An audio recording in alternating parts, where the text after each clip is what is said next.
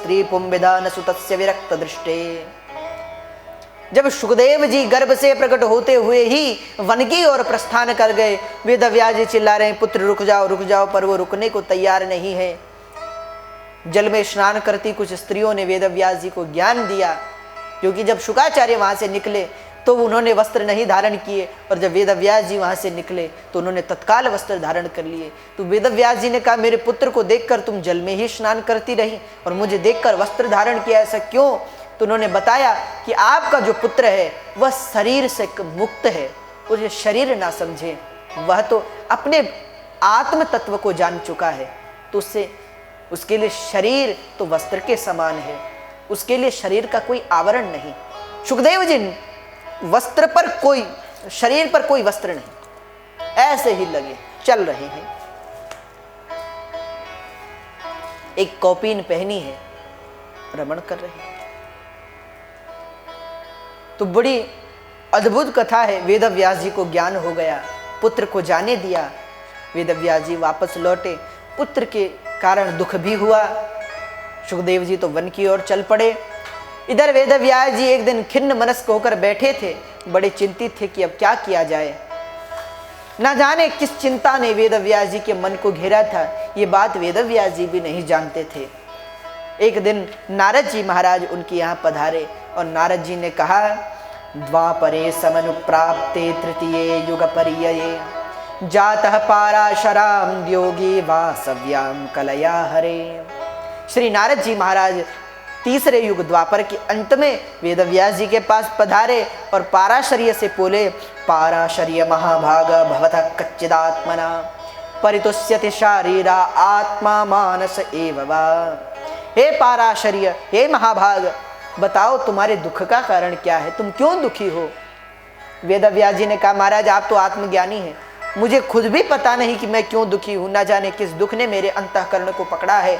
आप ही इस दुख से मुक्ति का कोई उपाय बताइए, ये दुख मुझे क्यों है? तो शुकाचार्य इतना सुनते ही श्री वेदव्यास जी के प्रश्न का उत्तर देते ही नारद जी बोले, अरे वेदव्यास जी, आपने अब तक जितने पुराणों की रचना की उसमें ज्ञान वैराग्य का तो बड़ा निरूपण किया, पर भक्ति का कोई विशेष वर्णन नहीं किया। इसलिए कोई ऐसा ग्रंथ का निर्माण कीजिए जिसमें भगवान के लीला माधुर्य की रचना हो, भगवान की बाल लीलाओं की कथा हो। आप सुंदर श्रीमद् भागवत की रचना कीजिए। वेदव्यास जी बोले, अच्छा, पर ये श्रीमद् भागवत क्या है? तो नारद जी ने कहा, हमें हमारे पिता ने दी है, हम आपको देते। तो चतुर्थ श्लोक की भागवत नारद जी ने वेदव्यास जी को प्रदान की और वेदव्यास जी ने बड़े प्रसन्न हुए। नारद जी बोले, आप इसकी रचना कीजिए, क्योंकि आप जानते नहीं हैं, हमने भी भगवान के केवल लीला माधुर्य के दर्शन मात्र से ही आज हम जहां पर हैं उनकी कृपा से पहुंचे। वेदव्यास जी बोले, महाराज हम कुछ समझे नहीं। नारद ने कहा, आप जानते नहीं हैं, हम पूर्व जन्म में एक दासी के पुत्र थे। बड़ी दरिद्रता में हमारा जीवन यापन हुआ। अहम पुरातीत भवे भवम मुने दास्यास्तु कस्याश्चन वेदवादिना निरूपितो बालक एव योगिनां शुश्रूषण प्रावृत निर्विविक्षताम्। महाराज मैं एक दासी पुत्र था और आज आप देख रहे हैं मैं नारद ब्रह्मपुत्र। वेदव्यास जी बोले, अब दासी के पुत्र से सीधे भगवान ब्रह्मा के पुत्र कैसे बने? तो उन्होंने कथा सुनाई। बोले, पूर्व जन्म में मैं दासी का पुत्र था और वेदव्यास जी मुझे संत का संग प्राप्त हुआ। एक दिन चातुर्मास में कुछ ऋषिगण हमारे यहाँ पधारे। मेरी माता ने और मैंने उनकी खूब सेवा की। मैंने उनका उच्छिष्ट लेपान अनुमोदितो दुजैहि। जब संत लोग भोजन कर कर जो उनके अन्न थोड़ा बच जाता था उसका पान मैं कर लेता था। तो उनका जूठा भोजन, उच्छिष्ट भोजन पाने से मेरी बुद्धि जो है उस सद्बुद्धि में परिणित हो गई। मुझे ज्ञान हो गया मैं भगवान नाम में लग गया और महात्माओं के संग से सताम प्रसंगान मम वीर्य संविदो, भगवान की कथा का रसास्वादन करने लगा, भगवान नाम का जाप करने लगा। मेरी बुद्धि संत संग से ऐसी प्रफुल्लित हुई, ऐसी पवित्र हो गई कि जब चातुर्मास 4 महीने समाप्त हुए और संतगण अपने अपने आश्रमों को जाने के लिए तैयार हुए, मैंने उन्हें नमस्कार किया और नारद जी ने उनसे प्रार्थना की, हे मुनियों, आप मुझे भी विरक्त वेश धारण करवाएं, मैं भी आपकी सेवा करूंगा, आपके साथ चलूंगा। इतना सुनते ही ऋषियों ने कहा, देखो पुत्र, तुम अपनी माता की सेवा करो, तुम्हारे पिता नहीं है, और अगर तुम भी चले जाओगे तो तुम्हारी माता की देखभाल कौन करेगा? तो जब तक तुम्हारी माता का शरीर है तब तक संसार में रहकर भगवत भजन करो। और दूसरा, अगर तुमने विरक्त वेश धारण कर लिया तो तुम्हारी माता ये सोचेगी कि संतों की वजह से ही मेरे पुत्र मुझसे दूर हुआ है, तो उसे संत के प्रति अभाव आ जाएगा, कुभाव जागृत हो जाएगा। इसलिए जब तक तुम्हारी माता का देह है तब तक तुम यहाँ संसार में रहो, माता के देह शांत के पश्चात तुम भगवत भजन की ओर चल पड़ना। नारद जी ने कहा, ठीक है। तो घर में ही रहकर भजन करते, भगवान नाम संकीर्तन करते।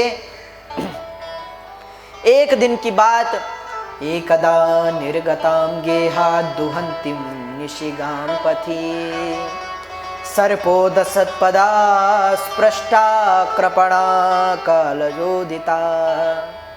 नारद जी बोले, एक दिन की बड़ी बात, क्या कहूँ वेदव्यास जी, मेरी माता सायं काल में, जो नारद जी की माता थी, वो गाय का दूध निकालने के लिए जा रही थी। एकदा निर्गताम गेहा दुहंतिम निशिगाम, गौ दोहने के लिए जा रही थी कि अचानक भूमि पर सर्प था। मां ने सोचा कि कोई रस्सी है, ये समझकर पग रख दिया। सर्प ने तत्काल उन्हें जैसे ही डसा, माता की तत्काल मृत्यु हो गई। सब लोग बड़े दुखी हुए, पर मेरे मन में सुख भी हुआ और दुख भी हुआ। कभी आप ध्यान दीजिएगा, जब व्यक्ति दुख में रोएगा तो उसकी आंखों से जो आंसू बहेंगे वह गर्म होते हैं, और जब प्रसन्नता के आंसू जो हैं वो ठंडे होते हैं। नारद जी बोले, मेरी एक आंख से गर्म अश्रु निकल रहे थे, एक आंख से ठंडे अश्रु निकल रहे थे। वेदव्यास जी बोले, आपको सुख हुआ आपकी माता के मरने पर, और दुख ऐसा कैसे हो सकता है? नारद जी बोले, मन में दुख हुआ कि मेरी माँ की मृत्यु हो गई, इसलिए एक आंख से गर्म आंसू निकले, दुख भी हुआ, पर यह प्रसन्नता भी हुई कि माता के शरीर शांत होने के पश्चात अब मैं भगवान का भजन करूंगा, संतों के आशीर्वाद से भगवान का स्मरण करूंगा। इस बात का आनंद हो उठा, इसलिए मैं थोड़ा प्रसन्न भी हुआ। और माँ का देहादि संस्कार करने के पश्चात वन में जाकर भजन करने लगा कि अचानक मुझे भगवान के लीला माधुर्य के दर्शन हुए। दर्शन के पश्चात भगवान ने कहा, देखो इस जन्म में तो अब तुम्हें फिर से दर्शन नहीं हो सकते, इस जन्म में तुम भजन करो, अगले जन्म में स्वयं ब्रह्मा के पुत्र के रूप में तुम जन्म लोगे। नारद जी ने कहा, इस प्रभाव से अगले जन्म में भगवान के मन के स्वरूप में ब्रह्मा जी के शरीर से उत्पन्न हुआ, ब्रह्मा का पुत्र बना। ये सब संतों की कृपा है। इसलिए हे वेदव्यास जी, आप भगवान के लीला माधुर्य का वर्णन कीजिए, जो लोगों को पता चले कि भगवान कितने सुंदर हैं, कितने अद्भुत हैं। तब वेदव्यास जी महाराज ने नमस्कार किया और बद्रिकाश्रम में जाकर बेर के फल खाकर श्रीमद् भागवत की रचना करने लगे। ऐसी कथा है कि वेदव्यास जी ने कहा कि हम तो लिख नहीं पाएंगे, वृद्धावस्था आ गई है, तो गणेश जी का आवाहन किया। गणेश जी लिखने लगे, वेदव्यास जी कहने लगे। इस प्रकार ग्रंथ तैयार हुआ। जब ग्रंथ का निर्माण हो गया, आज भी बद्रीनाथ में व्यास गुफा है और उससे कुछ दूरी पर गणेश गुफा भी है। तो गणेश गुफा में बैठकर गणेश जी लिख रहे थे, वेदव्यास जी व्यास गुफा में बैठकर वर्णन करते हैं। वेदव्यास जी पुराण को जब संपन्न हो गया तो मन में फिर चिंता आ गई कि अब इसे दूं किसे, कौन इसका अधिकारी है। ये सोचकर वेदव्यास जी के मन में सोचा कि दुर्वासा को दूं, नहीं, वो तो बड़े क्रोधी हैं, तो किसे दूं। मन में चिंता होने लगी। कि तभी मन में बात आई कि क्यों ना मैं ये ग्रंथ अपने पुत्र शुकाचार्य को दूं। शुकदेव जैसा कोई परमहंस नहीं, वही इस कथा का अधिकारी है। ये सोचकर वेदव्यास जी ने अपने 2 शिष्यों को भागवत के 2 श्लोक रटाकर वन में भेजा। जाओ वन में इनका गान करना, शुकदेव जहाँ भी होगा इन्हें सुनकर तत्काल आएगा। शिष्य वन में जाकर गान करने लगे। शुकदेव जी एक जगह ध्यान में बैठे थे, शिष्य गा रहे थे कि बरहा पीडम नटवर वपो कर्णयो कर्णिकारम विभ्रदवासः कनक कपिशं वैजयन्तीं च मालाम् रन्ध्रान् वेणोरधर सुधया पूरयन् गोपवृन्दै वृन्दारण्यं स्वपदरमणं प्राविशद गीतकृति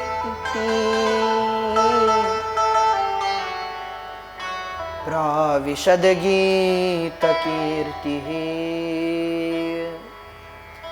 बर्हापीडं नटवरवपो कर्णयो कर्णिकारम् विभ्रदवासः कनककपिशं वैजयन्तीं च मालाम् रन्ध्रान् वेणोरधर सुधया पूरयन् गोपवृन्दैः वृन्दारण्यं